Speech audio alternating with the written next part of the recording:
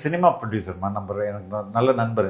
அவர் என்ன தோழர் நீங்கள் என்ன ஒன்றும் பெர்ஃபார்மன்ஸே இல்லையே, என்ன எனக்கு சந்தேகமாக இருக்குதே, என்ன எனக்கு பயமாக இருக்குதே அப்படிலாம் சொல்லியிருப்பாரு. திடீர்னு ஒரு 3 நாளைக்கு முன்னாடி கால் பண்ணி, என்ன தோழர் நீங்கள் சொல்கிற மாதிரி வந்துடும் போல இருக்க அப்படின்னு.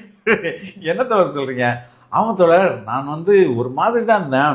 திடீர்னு ஒரு நம்ம பாப்பா மாதிரி ஒரு யங் ஸ்டூடெண்ட்டை நான் சந்தித்தேன். அவங்க ஒரு காஃபி பாரில் உட்காந்து பேசியிருந்தோம். அப்போ யாருக்குமா ஓட்டு போட போகிறீங்க அப்படின்னா, நான் தாவேக்கு தான் சார் போட போகிறேன். ஏமா உங்கள் ஓட்டை வேஸ்ட் பண்ண போகிறீங்க அப்படின்னு நான் சும்மா தான் தோழர் கேட்டேன்.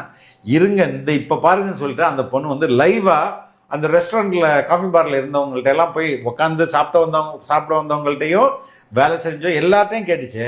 கேட்கும்போது அந்த ரெஸ்டாரண்ட்டில் இருந்தவங்கெல்லாம்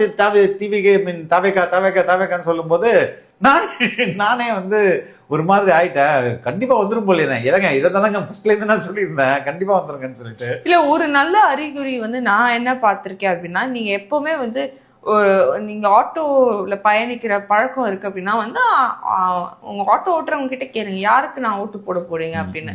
நான் இது வரைக்கும் கேட்டதுல 97% தாவேக்கா தான் சொல்லியிருக்கிறாங்க.